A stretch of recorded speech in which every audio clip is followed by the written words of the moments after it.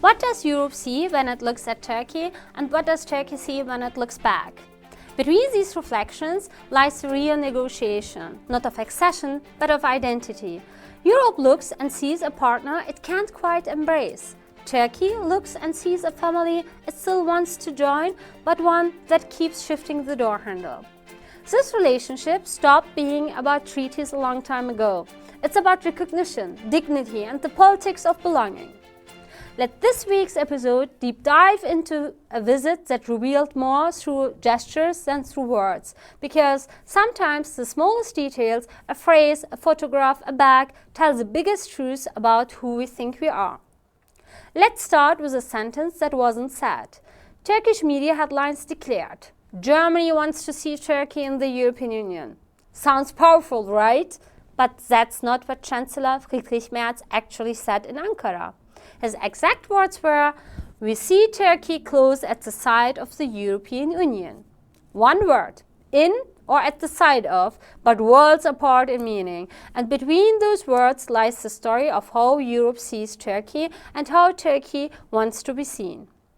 I'm Yasemin Aydın, and this is Unframed, where we look beyond headlines, beyond choreography, to decode what power really means in symbols. This week, Friedrich Merz's trip to Ankara wasn't just diplomacy, it was a mirror reflecting what Europe thinks it's offering and what Turkey thinks it's receiving. The cameras clicked, the flags stood tall. Merz walked out of the plane in Ankara with his briefcase in hand, literally carrying his own bag. Here in Germany, that would pass unnoticed. In Turkey, it became headline news. "Look how humble," some said. "Classic PR," others shrugged. But in a world where politics is pure performance, even carrying your own bag becomes a message. A symbol of authenticity in a world obsessed with image. At the press conference, Erdogan and Merz stood side by side, literally and metaphorically. Erdogan spoke of our goal of full membership. Merz replied with partnership, proximity, shared interests. Between those two words, membership and partnership, lies 60 years of Turkish European history. And still, the same unsolved question. Is Turkey part of Europe's story or forever the neighbor at its gate? Then came the sharpest moment. Merz talked about the rule of law and democratic standards. Erdogan shot back. "Do you as Germany not see this? Do you not follow this?" He was talking about Gaza. The room felt silent. Two leaders, two more words. It was less dialogue than collision of perceptions, not positions. This visit was a ritual of liminality, the in-between space. Turkey has lived in that twilight for decades, never fully inside Europe, never completely out. A guest on the threshold, always close, never home. When Merz says close at the side, it sounds friendly, but meant distance. We see you, but from a safe place. In translation, that distance disappeared. Turkish media turned proximity into belonging. Germany wants Turkey in. That small shift from closeness to inclusion exposed something deep. A collective longing to be seen not as a neighbor but as part of Europe's own story.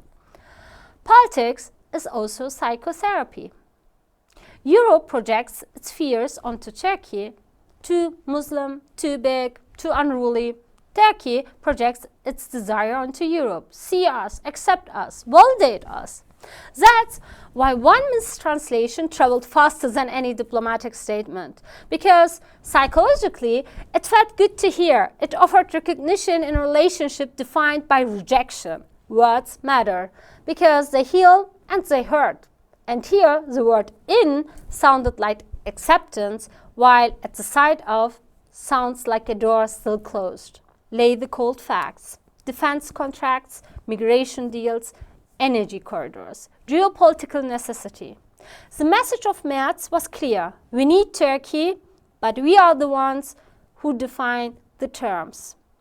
Erdogan's reply was equally clear. You can't keep needing us and ignoring us at the same time. Both leaders played chess while smiling for the cameras.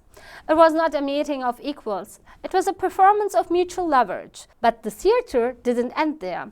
When Erdogan hosted Merz, he seated him in a Mercedes Maybach, worth around 1.4 million euros. A German Mercedes owned by the Turkish president, bearing the German flag on one side and the Turkish presidential emblem on the other.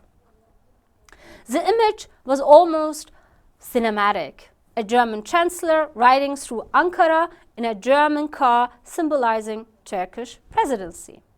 So what did this visit really show us? That closeness is not inclusion, that a press conference can reveal as much as it conceals, and that both Europe and Turkey still speak the language of interest while dreaming of recognition. Merz said, "We see Turkey close at the side of the European Union." Erdogan insisted, "We belong in the EU." And the headlines declared, "Germany wants Turkey in." Three versions of truth, one unresolved relationship, because between being close and being accepted lies the psychology of Europe itself. This is Unframed, where we don't chase headlines, we decode them. I am Yasemin Aydın. See you next week.